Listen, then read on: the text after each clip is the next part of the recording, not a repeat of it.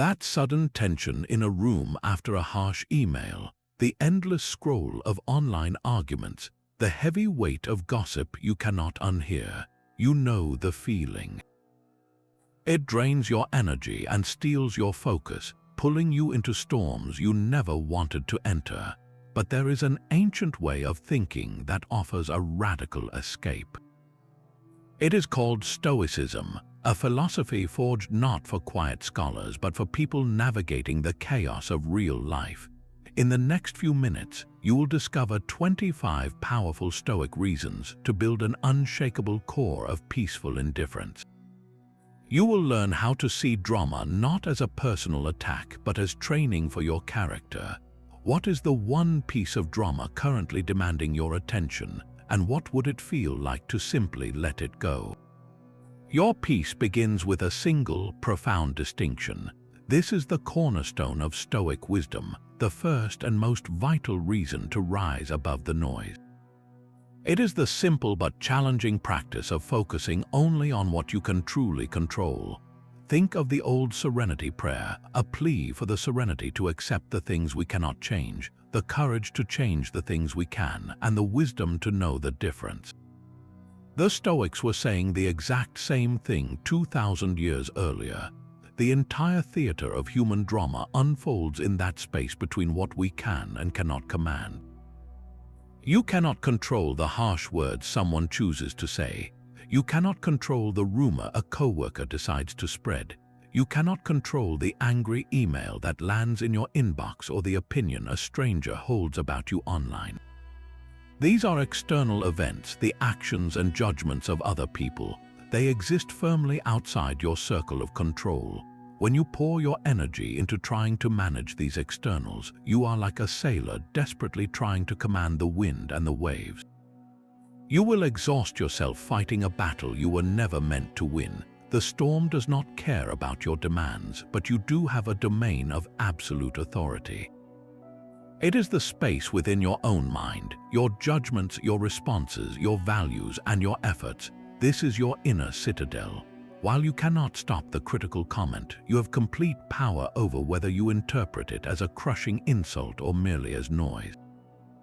You cannot prevent the gossip, but you can decide not to let it alter your self-worth or your actions. This redirection of energy is the first and most liberating step.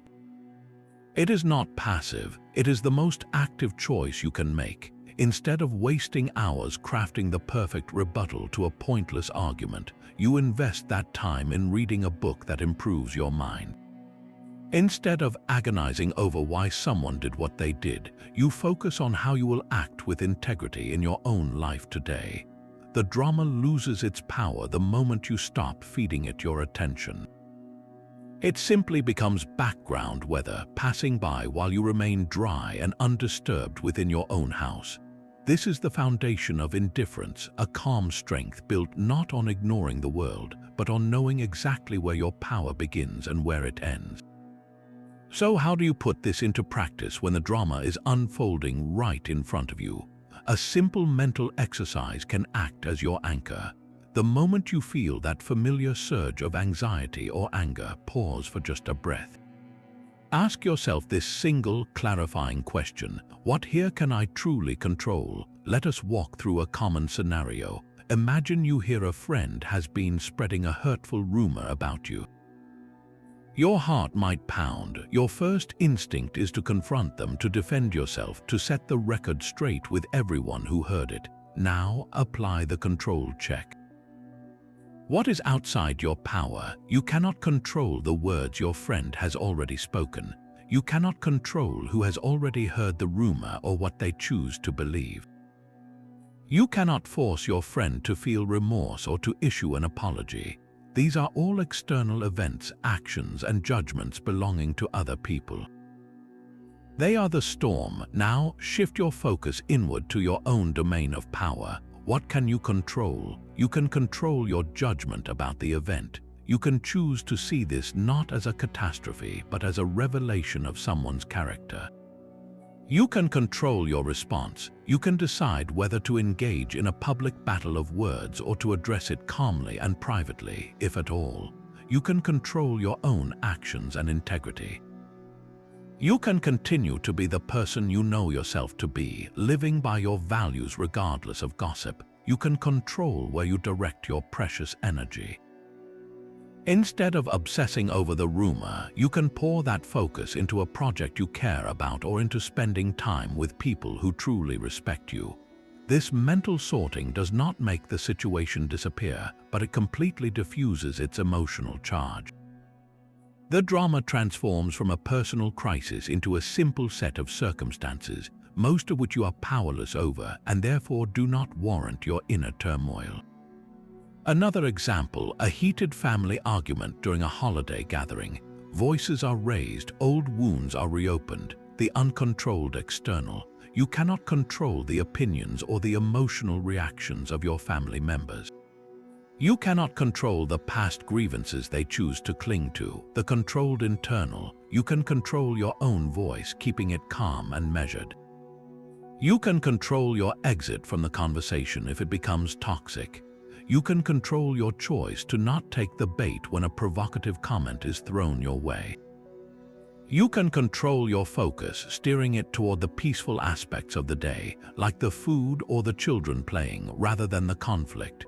By consistently performing this controlled check, you train your mind to automatically retreat to your inner citadel when drama arises. The noise of the world continues, but you are no longer a captive audience. You become the calm observer, the one who chooses where their power goes. This practice builds a profound sense of agency because you are no longer at the mercy of every passing storm. But that inner citadel, that space you control, is not an empty room. It is filled with a constant, powerful activity. It is the place where you form your opinions, and this is the second profound reason for indifference. The Stoics taught a radical idea that can change your entire relationship with drama. It is not events themselves that disturb us, but our judgments about those events. Think of your mind as a ship on the ocean. The ocean has waves and storms. These are the external events, the things you cannot control, the harsh words and the unexpected conflicts. They are simply there. Now think of your judgment as the ship's rudder. The storm itself does not decide where your ship goes, the rudder does. A massive wave can hit the boat, but if you hold the rudder steady, you can still navigate through it. If you panic and spin the rudder wildly, you capsize. The wave did not sink you, your reaction to the wave did. This is the exact mechanism of drama. The event is neutral until you assign it a meaning. Someone sends you a terse, one-word email. That is the wave. Your judgment is the rudder. If you interpret that email as a sign of deep disrespect, a personal attack, your rudder turns hard. You feel anger, offense, anxiety. You might spend the next hour crafting a defensive reply, fuming at the injustice. You have capsized your own peace into the turbulent sea of drama.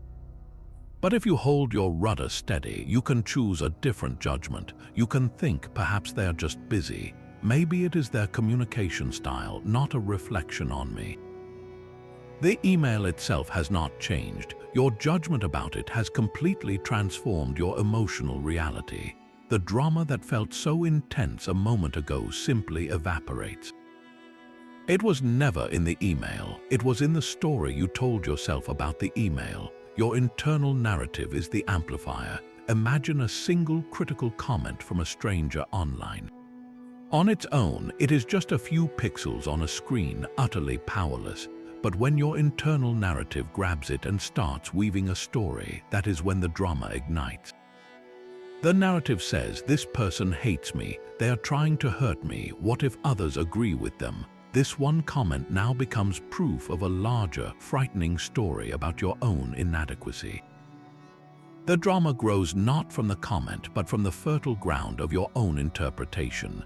Changing that internal narrative is like learning to steer your ship with intention. It is the ultimate act of reclaiming your power.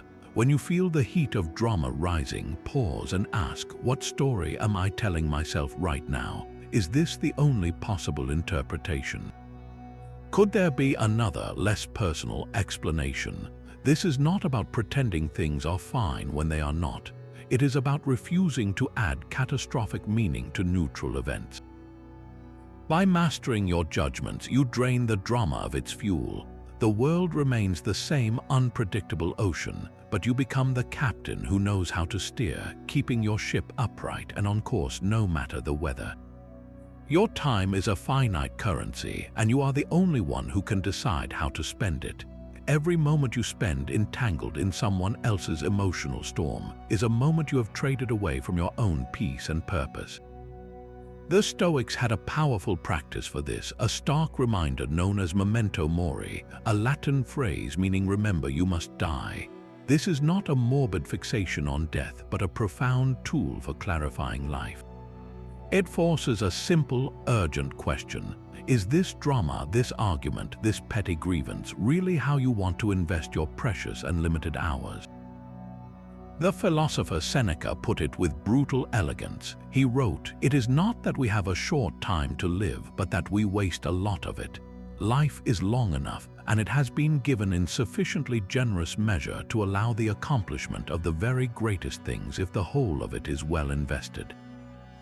But when it is wasted in heedless luxury and spent on no good activity, we are forced at last by death's final constraint to realize that it has passed away before we knew it was passing." Read those words again. We are not given a short life, we make it short. We shrink it with distractions, with needless anxieties, and most of all, with drama.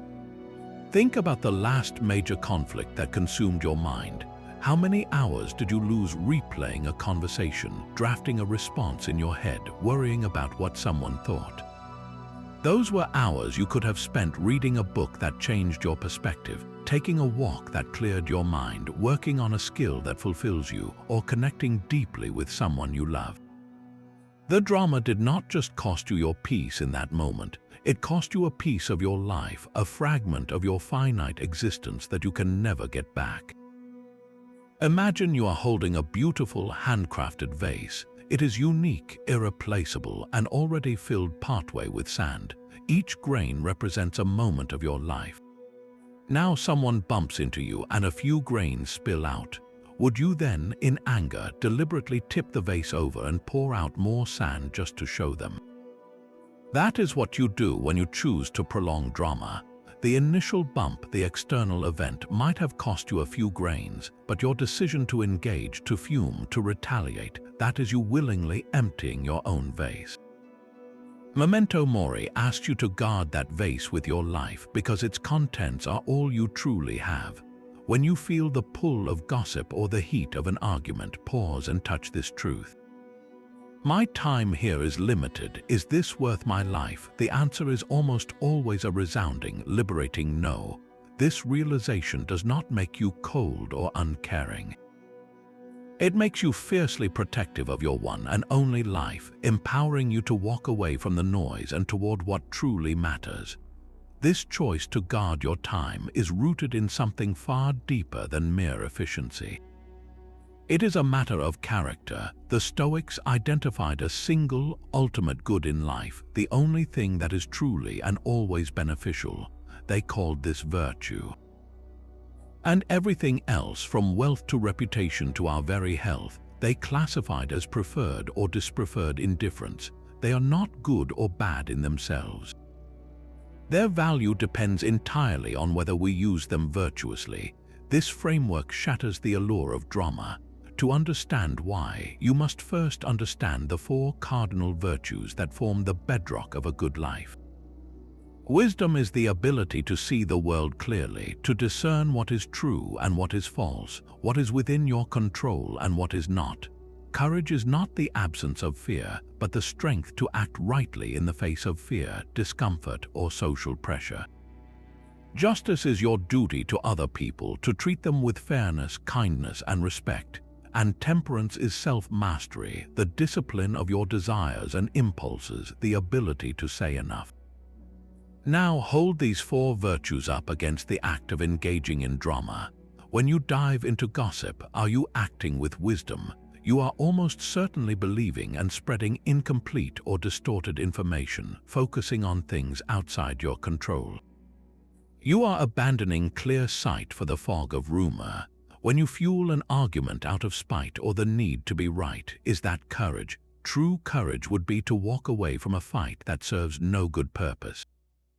Retaliating is often the easier, more cowardly path, a reaction driven by the fear of looking weak. When you participate in tearing someone down, even in your own mind, are you being just?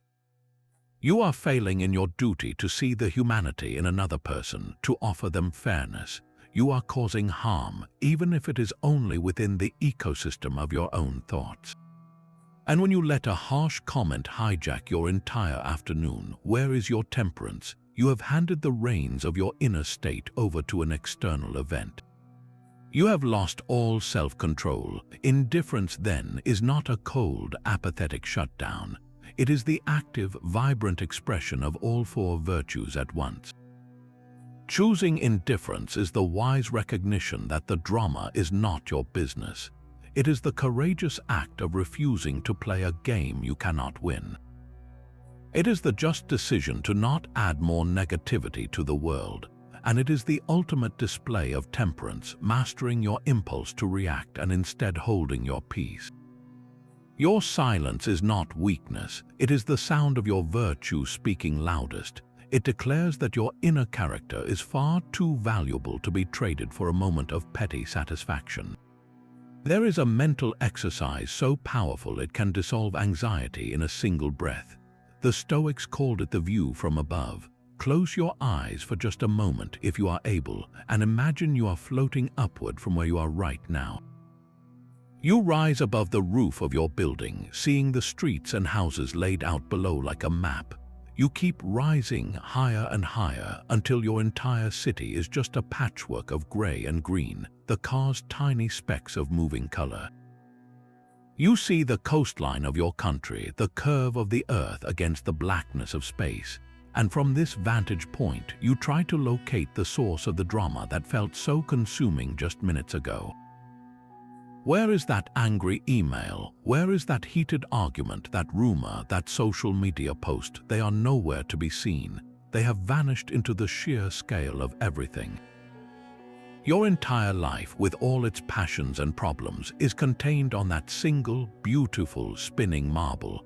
This is not about minimizing your lived experience. It is about maximizing your perspective. From this cosmic viewpoint, the quarrel that ruined your morning is no more significant than two ants arguing over a grain of sand. The opinion of a colleague that you obsessed over for days is less substantial than a single cloud in a planetary sky. The drama does not just feel smaller. It is objectively, factually small. Your attention, however, has the power to magnify anything it focuses on. By staring relentlessly at a minor conflict, you blow it up to block out your entire sky. The view from above is the act of pulling back the lens, restoring the true proportions of your life. You realize that this moment of tension is a single frame in a vast, unfolding film. It is a passing weather pattern in the climate of your existence. This perspective does not make your goals unimportant, it makes your peace paramount. When you return from that mental journey, the problem may still be there, but its weight is gone. It has been put in its proper place. You are left with a quiet, unshakable understanding that most of what we fight over, most of what we lose sleep for, simply does not matter in the grand tapestry. And with that understanding comes a profound and lasting freedom. A profound shift occurs when you stop resisting the very things that test you. Amor fati, a Latin phrase meaning love of your fate, is the radical Stoic art of embracing everything that happens, not in spite of the challenges, but because of them. This is not about pretending to enjoy gossip or toxic arguments. It is about accepting every single event, especially the dramatic ones, as if you had chosen it yourself. The universe has no mistakes. Every irritation, every conflict, every moment of tension is a precisely calibrated training session designed for one purpose: to forge a stronger, wiser, and more resilient you.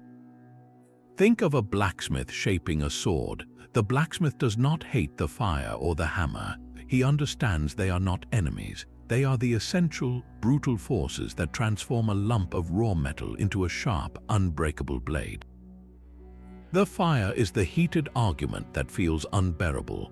The hammer is the harsh criticism that strikes you repeatedly. If you run from the fire, if you dodge the hammer, you remain soft metal, easily bent and dull.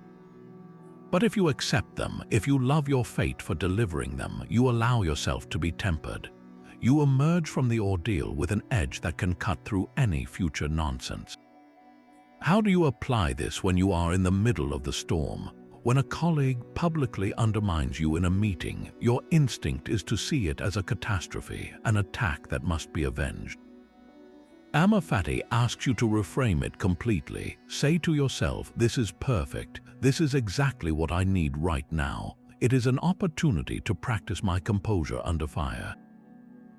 It is a test of my ability to listen without reacting, to find my power not in retaliation but in unshakable calm.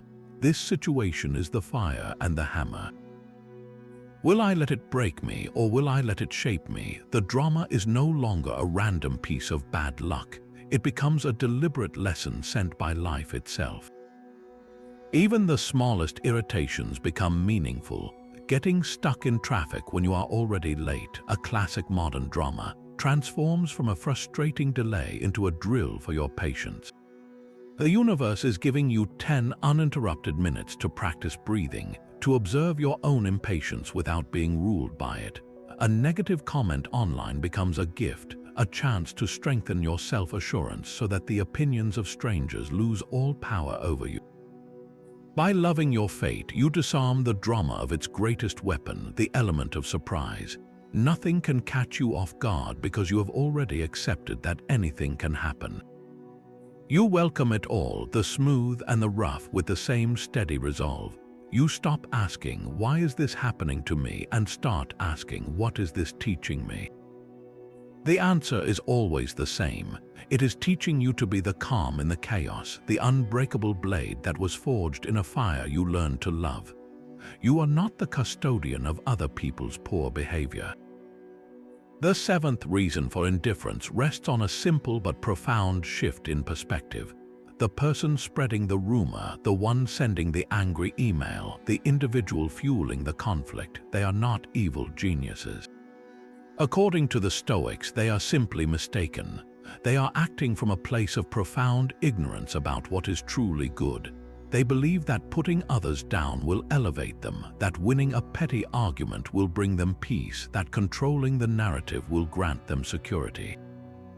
They are wrong. Their drama is a symptom of their own confused inner world. The Roman Emperor Marcus Aurelius, a man who faced endless political intrigue and betrayal, wrote this reminder to himself. When people injure you, ask yourself what good or harm they thought would come of it. If you understand that, you will feel sympathy rather than outrage. For they are compelled by their own error. He goes even further, stating it is a kindness to tolerate them, for they are misguided. They are like a person who believes 2 + 2 = 5, ardently arguing their incorrect point. Your job is not to correct their math with equal fervor, plunging into a pointless debate. Your role is to see their error, feel a pang of compassion for their confusion, and quietly hold to your own truth. Their bad behavior is their own burden to carry. Every act of malice, every bitter word is a weight they add to their own soul. It corrodes their character and distances them from genuine peace. When you take their actions personally and feel compelled to respond, you are attempting to lift their burden from their shoulders and carry it yourself. You are letting their mistake become your misery. This is not your responsibility. You are not required to correct every wrong opinion or punish every slight. Your duty is to your own virtue, to maintaining your own inner peace and integrity. Picture a neighbor who neglects their garden, allowing it to be overrun with weeds. The mess is unsightly, and the weeds might even threaten to spread. You have a choice. You can spend your days staring at their garden, fuming about their laziness, even climbing the fence to try and pull their weeds for them, getting your hands dirty and exhausting yourself in a space that is not yours. Or you can tend to your own garden. You can focus on planting beautiful flowers, pulling your own weeds, and creating a sanctuary on your own property. Their neglected garden is their mistake, their burden. Your well-tended garden is your peace, your responsibility. By refusing to engage, you are not condoning their behavior. You are simply recognizing the boundary between their soul and yours. You free up immense reserves of energy that were previously spent on monitoring other people's moral failings. That energy can now be directed inward to your own growth and outward to those who genuinely welcome your light. The drama maker is already carrying a heavy load. Why would you ever volunteer to help them carry it? That neighbor's neglected garden, the one you are not responsible for, can feel like an insurmountable obstacle.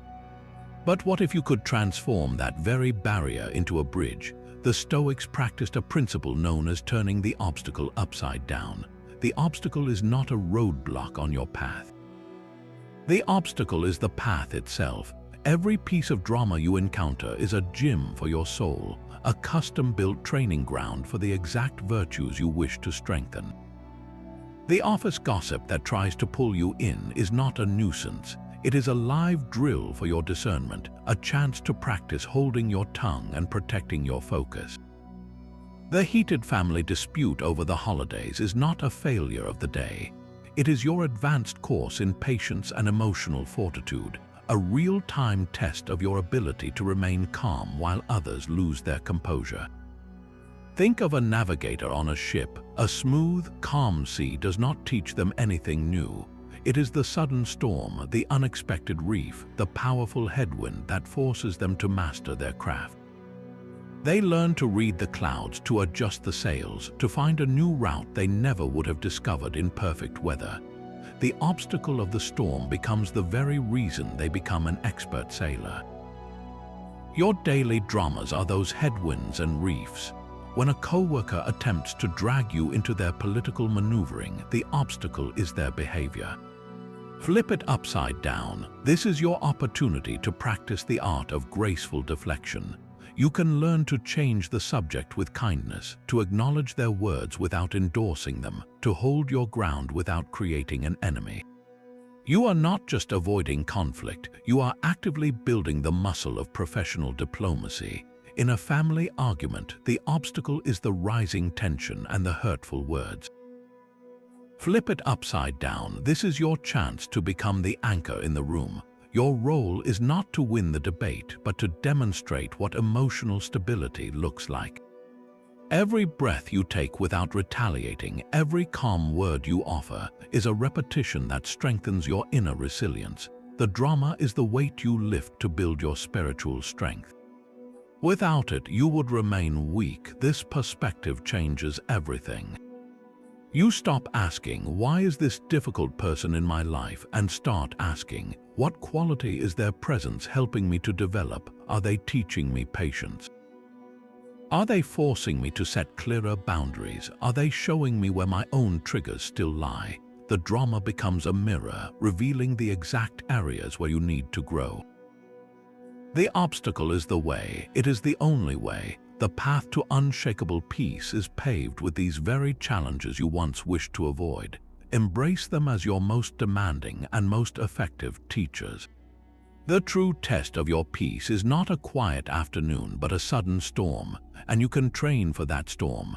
The Stoics had a powerful mental drill for this exact purpose, a practice they called premeditatio malorum, the premeditation of evils. It is not about pessimism or expecting the worst to happen. It is about vaccinating your mind against the shock of the unexpected. You deliberately visualize the very dramas you fear, not to worry about them, but to rehearse your unshakable response. Imagine, in vivid detail, a scenario that typically triggers you.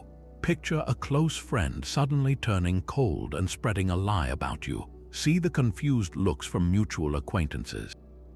Feel that initial sting of betrayal in your chest. Now, here is the crucial part of the exercise. Do not let the story end there. Continue the mental movie.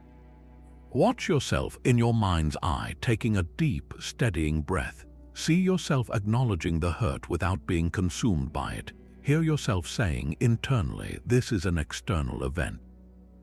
I control only my judgment and my actions. I choose to focus on my own integrity and let their actions be their burden. You are not practicing for a fight. You are practicing for your peace. By mentally walking through the drama beforehand, you strip it of its power to ambush you. When a version of that event actually occurs, it feels familiar. Your mind has already traveled this path. Instead of a panicked, reactive surge of emotion, you experience a calm, almost procedural recall. Ah, this is that scenario I prepared for. And your rehearsed response clicks into place, not as a struggle, but as a familiar routine. This is the psychological equivalent of a fire drill. You do not hold a fire drill because you expect the building to burn down. You do it so that if the alarm ever sounds, your body knows what to do without your mind spiraling into panic. Your calm, deliberate walk to the exit is not a sign that the fire is not serious.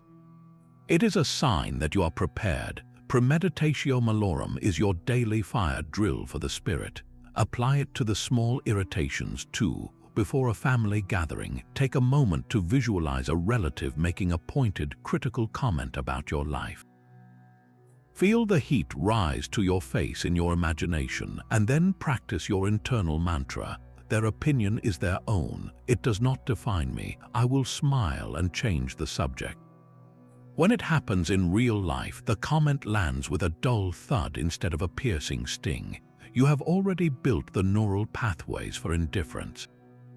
This practice does not attract negative events. It simply ensures that when life, which is inherently unpredictable, throws its inevitable dramas your way, you are not a victim of circumstance. You are the calm operator who has read the manual, run the simulations, and is ready to stand firm in the chaos undisturbed. The ancient Stoics saw a truth that still feels radical today. You are first and foremost a citizen of the world.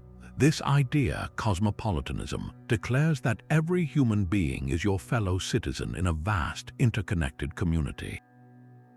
Our artificial labels, nationality, political party, social status, are just costumes we wear for a brief moment on a shared stage. When you engage in petty drama, you are not just arguing with one person. You are building a wall inside that single human community. You are creating an us versus them where only a we truly exists. That co-worker you are feuding with, that relative whose views infuriate you, they are not your opponent in the grand scheme. They are your kin, part of the same rational family, struggling through life with the same fundamental desires for happiness and peace as you. Your duty as a citizen of the world is to recognize their shared humanity, even when their actions seem to deny it. Indifference to drama, then, becomes an act of profound loyalty. It is your commitment to the whole over the fractured part. Think of the human race as a single, vast organism. Gossip and conflict are like a cell deciding to attack its neighbor. It creates inflammation, pain, and weakness that affects the entire body. The cell might feel a momentary sense of victory, but it is ultimately harming the system it depends on for its own life. Your refusal to participate is not a passive withdrawal. It is an active contribution to the health of the whole. You are choosing to be a healing cell, one that refuses to spread the infection of negativity. This perspective transforms how you see every potential conflict. The person who cuts you off in traffic is not a villain to be cursed. They are a flawed fellow citizen, perhaps rushing to a sick child or simply having a terrible day, acting from the same ignorance we all sometimes do. The online troll spewing venom is not a monster. They are a hurting member of your global community, lashing out from a place of inner confusion and pain. Seeing them this way does not excuse their behavior, but it completely drains your impulse to retaliate. Why would you trade insults with someone who is already suffering? Your role as a good citizen is to model a better way, to hold the line of your own peace so that the fabric of our shared world has one more strong, steady thread. When you walk away from a fight, you are not losing a battle. You are winning a war for the soul of our collective humanity. You are voting with your silence for a world where we see each other not as rivals but as family. Your mind is a fortress, and its walls are built not of stone but of your own reasoned choices. The Stoics envisioned an inner citadel, a sanctuary of self that remains unassailable no matter the chaos raging outside its gates. This is not a metaphor for suppression or for hiding away from the world. It is the architecture of an unbreakable peace, a stronghold you consciously construct with every decision to turn inward rather than react outward. The shouts of critics, the tides of gossip, the sudden ambush of bad news, these are all external forces. They can lay siege to your fortress, pounding at the gates with relentless noise, but they cannot breach the walls without your permission. You hold the only key. Imagine the main gate of this citadel is your attention. When you hear a rumor, the gate rattles. Your first instinct might be to swing it wide open, to run out onto the battlefield of words and defend your position. But the Stoic stands firm on the ramparts, looking down at the commotion with calm discernment. She sees the shouting figures not as terrifying enemies, but as temporary disturbances like a sudden squall of rain. She knows the storm cannot enter unless she invites it in. The walls of your fortress are your judgments. Every time you pause before labeling an event a catastrophe, you are adding another layer of stone to your defenses. A harsh email arrives. The untrained mind sees it as a flaming arrow shot directly at its heart, and it panics. The mind trained in Stoicism sees the same email as a piece of parchment tied to a stone hurled over the wall. It lands in the courtyard. You can pick it up, read it, and then decide with calm deliberation whether it deserves a place in your inner chambers or if it should be tossed into the fire. You are the sole curator of your inner world. The strength of this citadel is tested daily. A friend makes a thoughtless comment. The old you might have felt a crack in the foundation, a surge of insecurity. But the new you, the architect of your own peace, feels the impact and then checks the walls. They hold firm. You realize the comment says more about their inner state than your own worth. You let the words shatter against your defenses like harmless pottery. This is the ultimate freedom. The world can be falling apart outside, but inside the citadel there is quiet. Inside, you are reading, you are thinking, you are planning your next virtuous action. The noise is just that, noise. It has no substance, no power to command your inner state. Your peace becomes a choice you make again and again, with every breath, by remembering that the only territory you ever need to defend is the quiet space within your own mind. Your most powerful response to drama is often no response at all. The Stoics understood that words are a finite resource, and careless speech depletes your energy and compromises your peace. This is not about being shy or withholding, but about the strategic power of silence. In a world shouting to be heard, your quiet composure becomes a statement of immense strength. Think of your attention as a spotlight. When you engage with gossip or react to a provocation, you are shining that powerful beam directly onto the drama, illuminating it for everyone to see. But when you choose silence, you turn the spotlight off. The drama is left in the dark, fumbling for a stage that no longer exists. Your lack of reaction is not a void. It is a deliberate action, a message sent without a single word that says, "This does not warrant my energy." So how do you do this gracefully in real conversations? When someone tries to pull you into gossip, you do not need to lecture them. A simple, gentle deflection works wonders. You can smile and say something like, "I prefer not to comment," or "I try to see the best in people." Then pivot immediately, change the subject to something neutral or positive. Ask them about their weekend plans or mention a project you are excited about.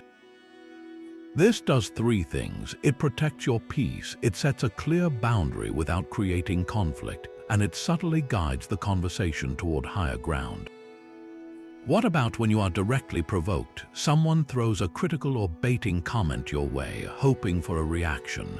Your instinct is to defend, to explain, to set the record straight. But that is exactly what they want. It is a trap. The Stoic alternative is to acknowledge and disengage. You can say, "I hear you," or "That is an interesting perspective." These phrases are not agreement. They are a verbal receipt confirming you heard the words without accepting the emotional charge behind them. Then you simply let the conversation end. Do not offer a rebuttal. Do not try to have the last word. Let your calm silence be the final, unanswerable statement. There is a profound freedom in realizing you do not have to attend every argument you are invited to. Your value is not determined by winning a war of words. It is built in the quiet moments you invest in yourself, far from the noisy battlefield. By saying less, you reclaim your energy, your time, and your sovereign right to remain undisturbed in your own mind. A courtroom lives inside your mind, and you are the judge who never rests. Every piece of drama presents a case for you to rule on. He is guilty for that comment. She is wrong for her opinion. They are at fault for the conflict, but this constant gavel pounding is exhausting, and it fuels the very fires you wish to extinguish. Justice, one of the 4 cardinal Stoic virtues, is not about finding fault. It is about seeking understanding. The moment you shift from being a judge to being an observer, you pull the oxygen away from the drama. Judgment is a quick, final verdict. Understanding is a slow, curious exploration.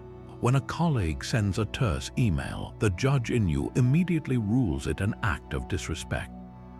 The observer, however, pauses to ask different questions. What pressure might they be under today? Could they be worried about a deadline or a problem at home? This is not about making excuses for poor behavior. It is about recognizing that human actions are complex and rarely spring from a simple desire to cause you harm. By suspending your immediate verdict, you grant yourself a moment of grace. The emotional charge of the event dissipates because you have stopped personalizing it. You see the action not as a targeted missile, but as the symptom of another person's inner world, a world you cannot fully see. Think of a doctor diagnosing a disease. A bad doctor blames the patient for the fever. A good doctor seeks to understand the underlying infection causing the symptom. The fever is just the signal. Drama is the fever, your judgment is the blame, your understanding is the diagnosis. When you understand that the gossip is likely coming from a place of insecurity, or that the angry outburst stems from fear, the entire dynamic changes. You stop wanting to fight the person and start seeing them as someone who is, in their own confused way, suffering. This is the heart of Stoic justice.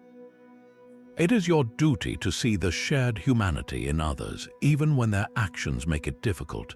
You are not required to approve of what they do.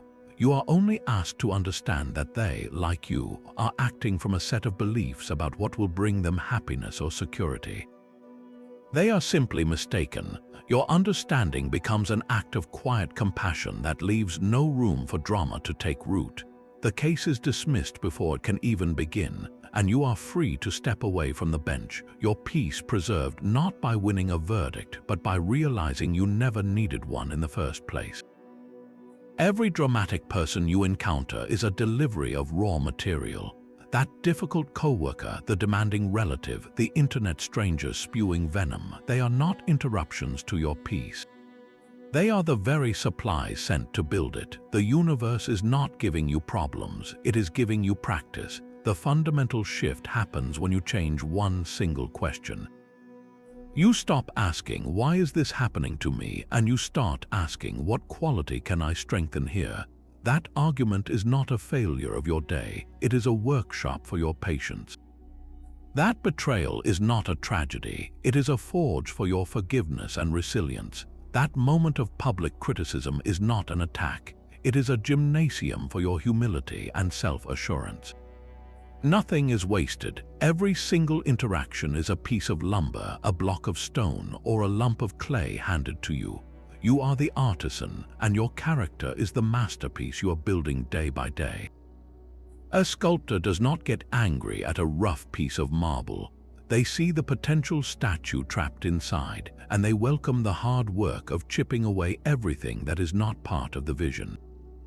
The resistance of the stone is not the enemy, it is the means of creation. Your life's dramas are that resistant stone.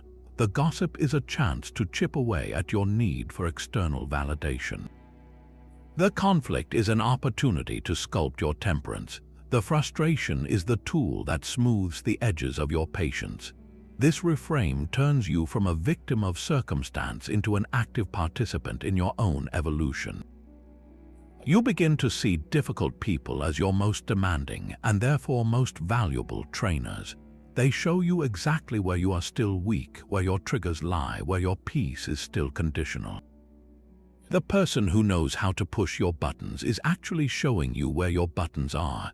Thank them for the revelation and get to work on rewiring the control panel.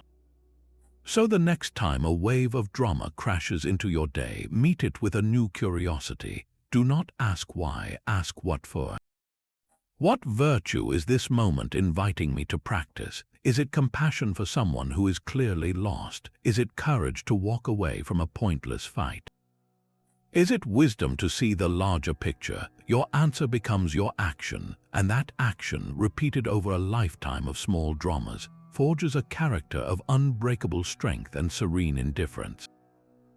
Your craving for approval is a silent puppeteer pulling your strings.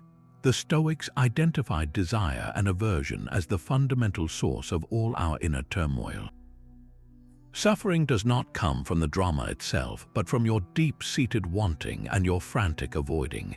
You desire universal approval, to be liked and respected by everyone you meet. You are averse to any form of criticism, conflict, or discomfort. The moment you are hooked by a dramatic situation, you can be sure one of these two roots is feeding the tree. Think of the last time you felt truly caught in a storm of gossip or argument. What was driving your reaction? Was it the desire for the person to see your point of view, to validate your position?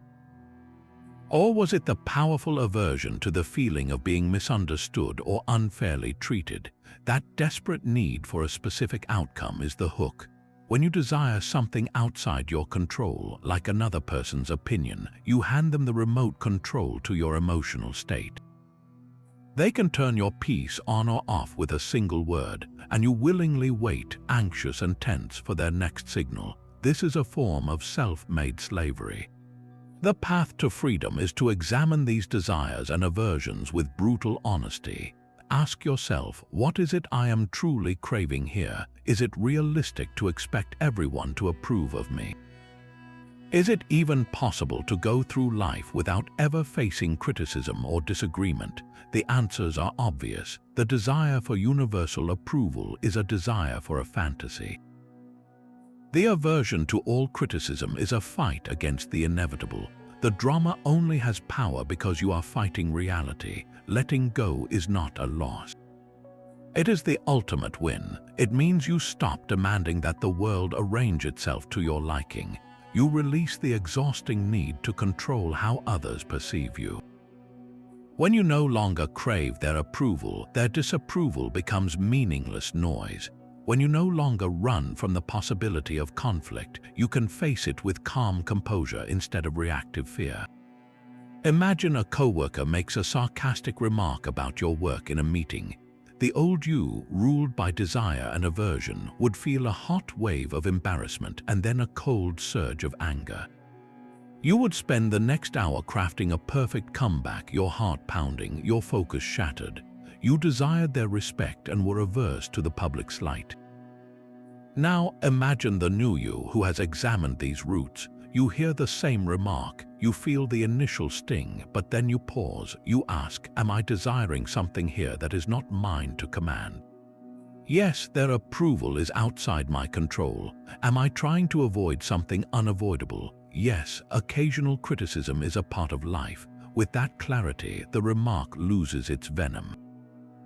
It becomes data, not a verdict. You can acknowledge it, learn from it if there is truth, or dismiss it if there is not, all without your inner peace ever being disturbed. Your desires and aversions are the seeds of drama. Uproot them, and you find that most conflicts simply cannot grow in the soil of your mind anymore. A river does not argue with the rocks in its path. It simply flows around them, its power undiminished by the obstacle. This is the essence of the 16th reason, the art of acquiescence. Acquiescence is the graceful skill of accepting what occurs without the internal struggle that turns an event into drama. It is not passive resignation, a sigh of defeat as you give up. It is an active, intelligent alignment with reality as it actually is, not as you wish it would be. Think of a sailor on the open sea. The sailor has a destination in mind, a clear goal.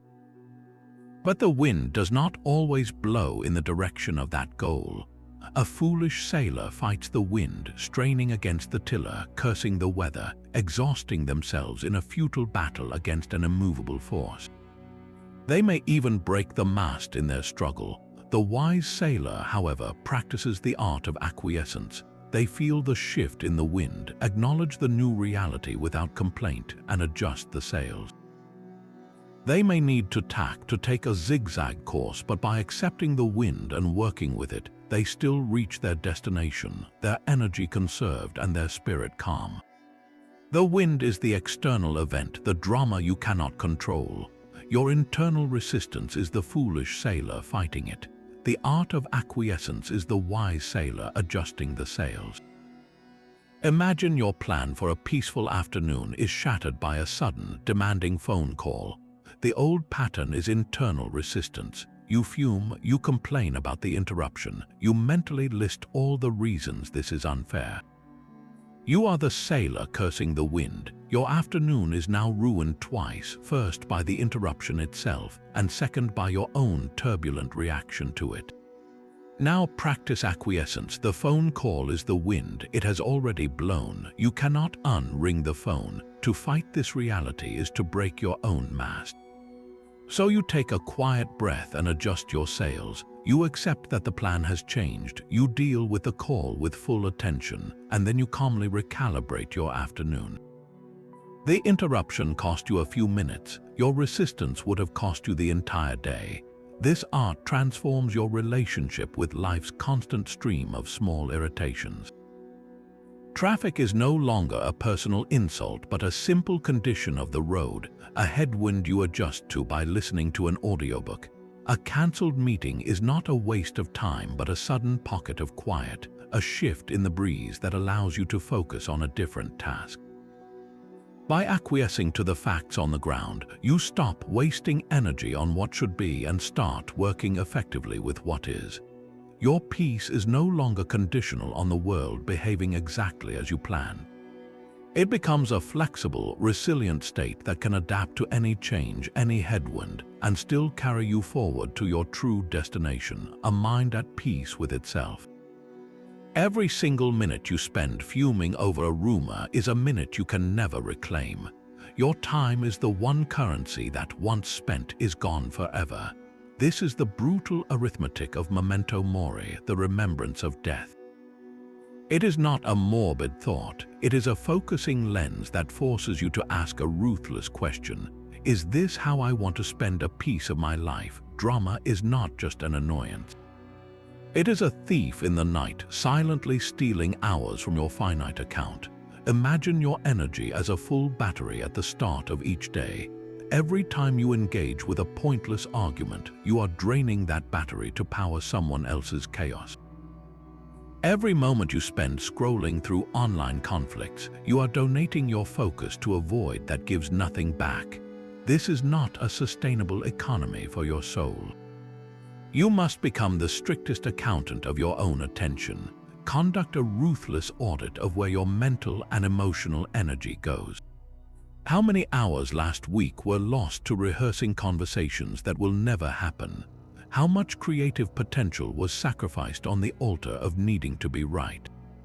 That energy could have been invested in learning a language, in planting a garden, in writing a letter to an old friend, in simply being present with your family. The cost of drama is not just the moment of anger. It is the compound interest of lost opportunities, the books unread, the skills unlearned, the peace unfelt. When you choose to invest your energy in a meaningful pursuit, you are building compound interest for your character.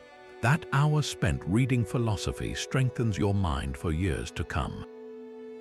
That 30 minutes spent on a walk clears your head and improves your health.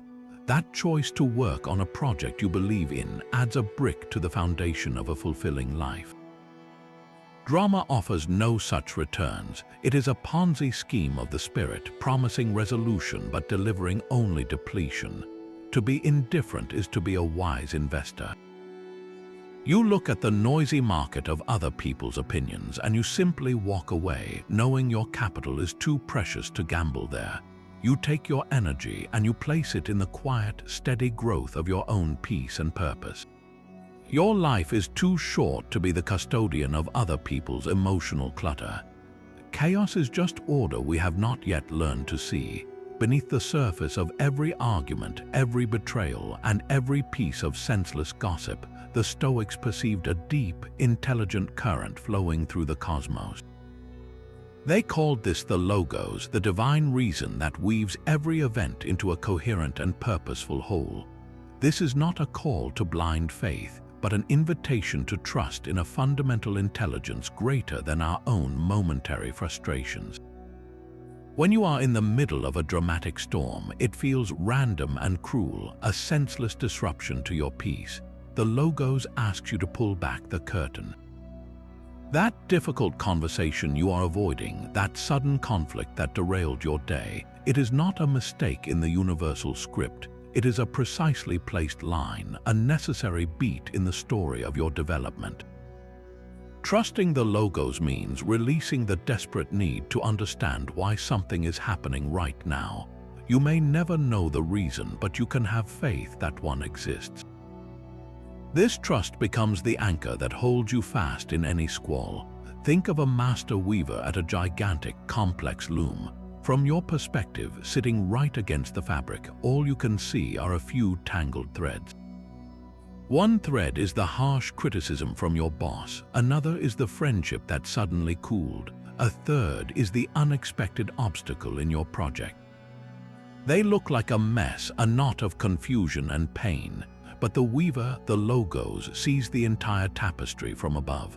They know that this dark thread of conflict is essential to create the contrast for a future moment of brilliant joy. That dropped stitch of a failed plan is necessary to strengthen the overall pattern. Your job is not to tear out the threads you do not like. Your job is to trust the weaver. How does this look in practice? You receive news that a project you poured your heart into has been cancelled. The drama of disappointment rises up, screaming that your effort was wasted, that life is unfair. The untrained mind gets lost in this story, but the mind connected to the logos takes a different view. It acknowledges the disappointment, but then it whispers, "This cancellation is part of a larger design I cannot yet see." Perhaps it is making space for an even better opportunity that was waiting in the wings. Perhaps it is saving you from a future, greater failure. By trusting that there is a reason, you bypass the frantic struggle against reality. You exchange anger for curiosity, resistance for acceptance.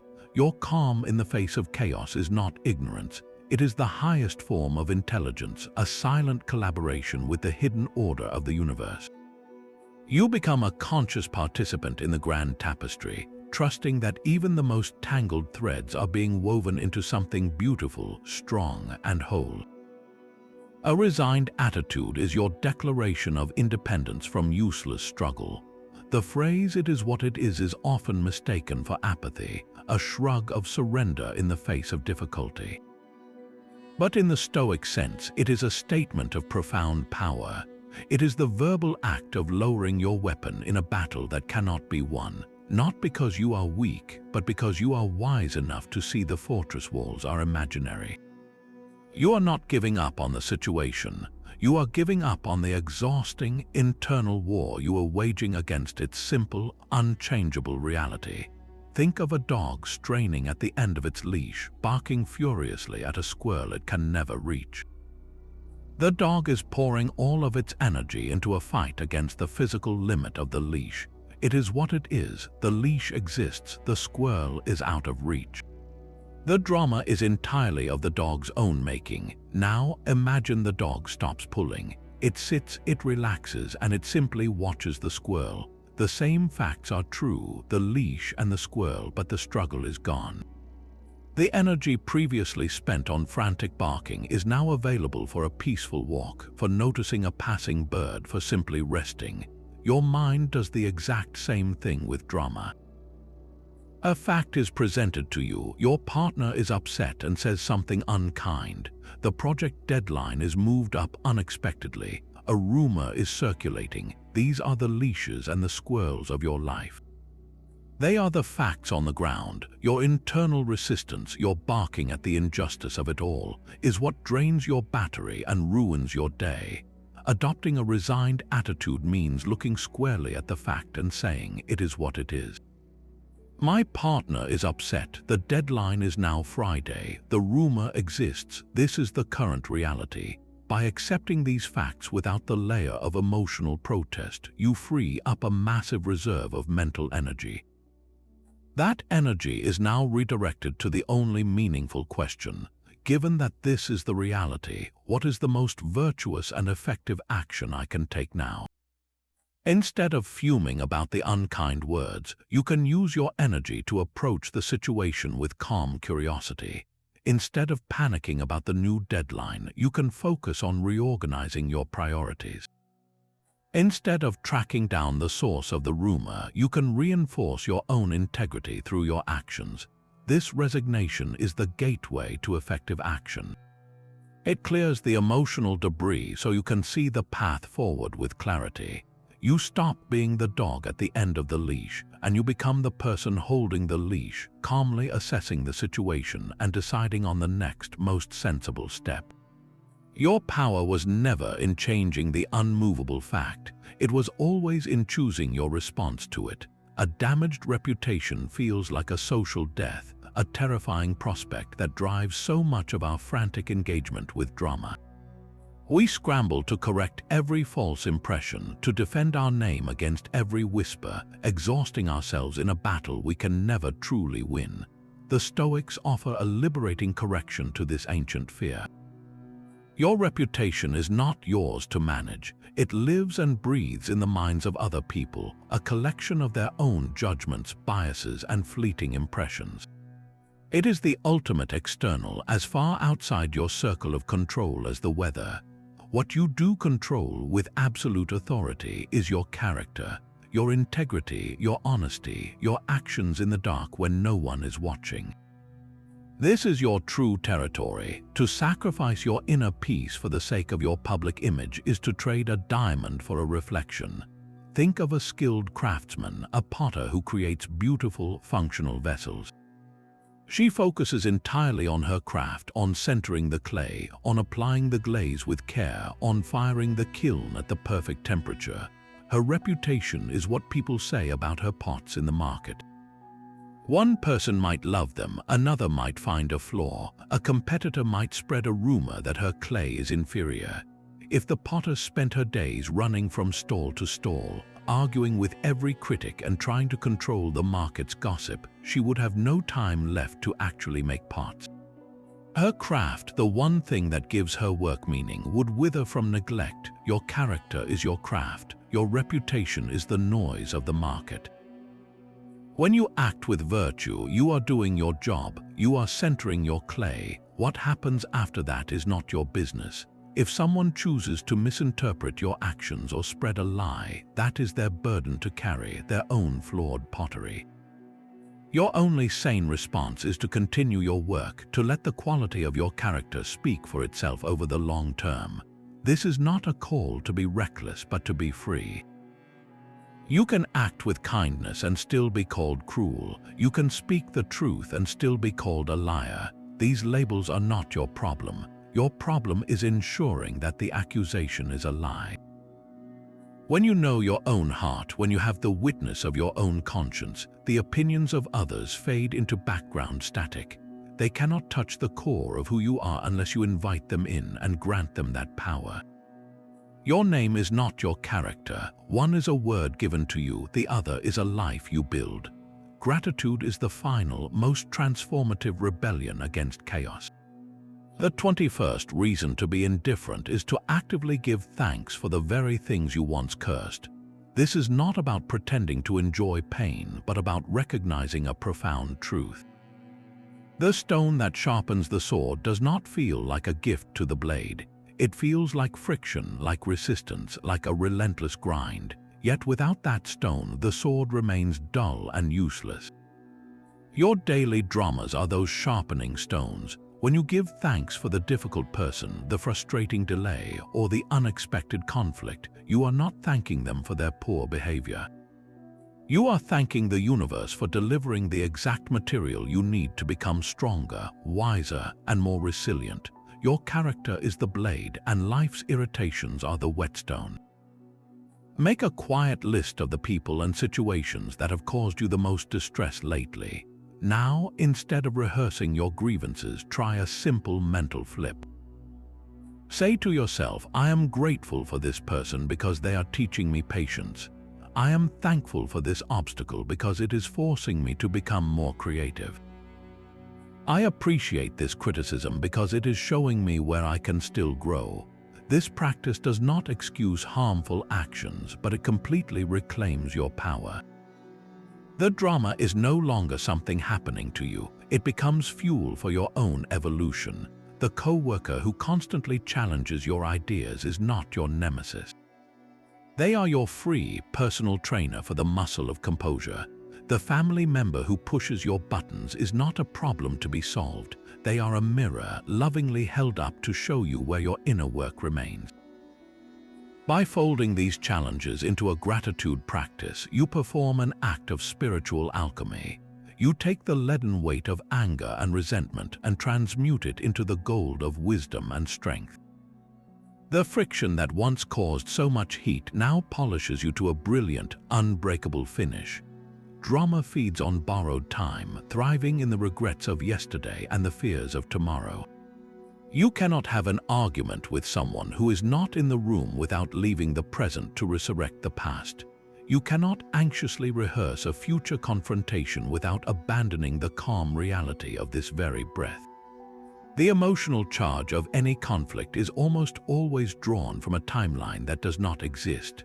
Stoicism and mindfulness meet on this profound common ground. The only moment you are ever guaranteed to live is the one happening right now.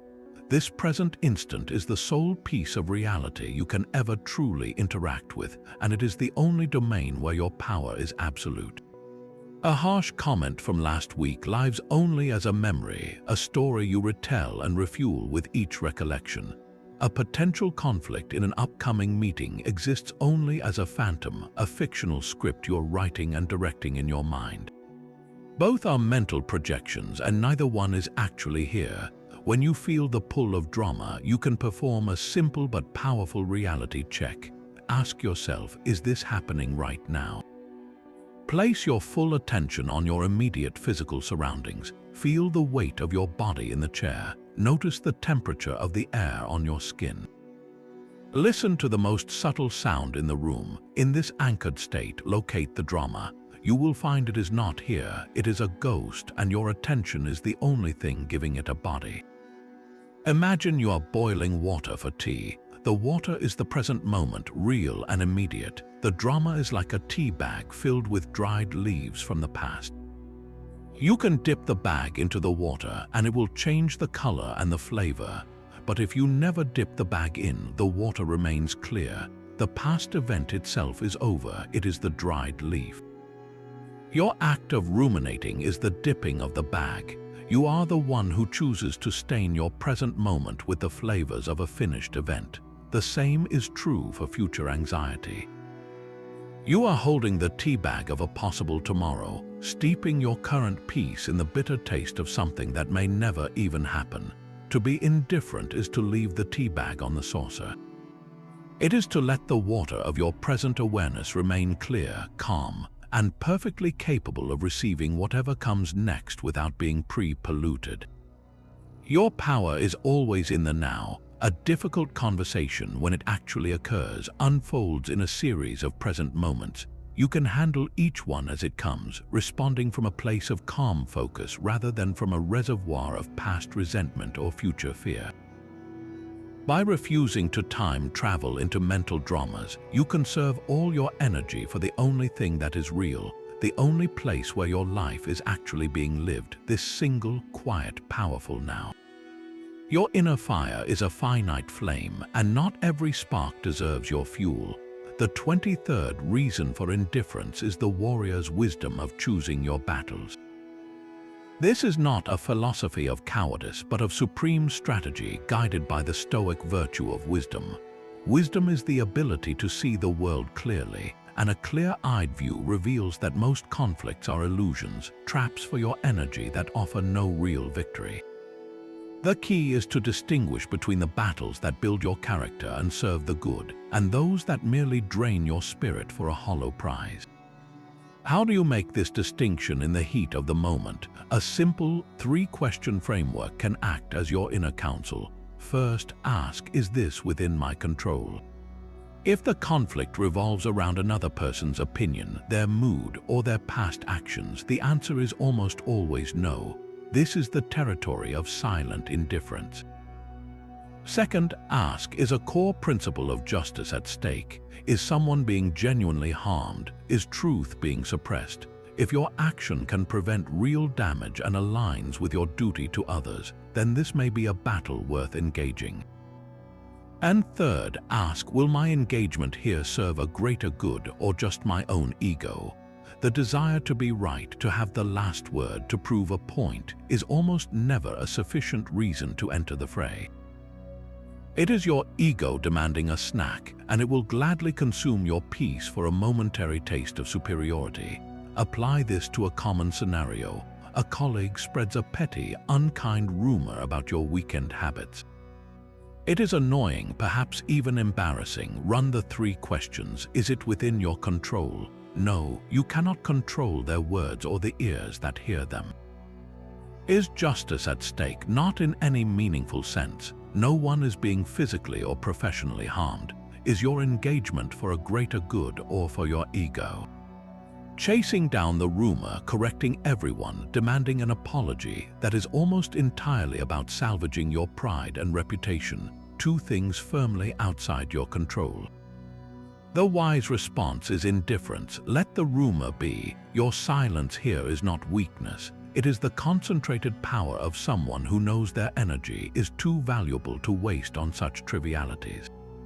Now contrast that with a different situation. You witness a coworker being systematically bullied or unfairly denied a promotion based on false information. Run the questions again. Is it within your control? You cannot control the bully, but you can control your own voice and your choice to speak up for what is right. Is justice at stake? Absolutely. A person's well-being and career are being unjustly harmed. Will your engagement serve a greater good? Yes, by defending a person's dignity and upholding fairness in your workplace.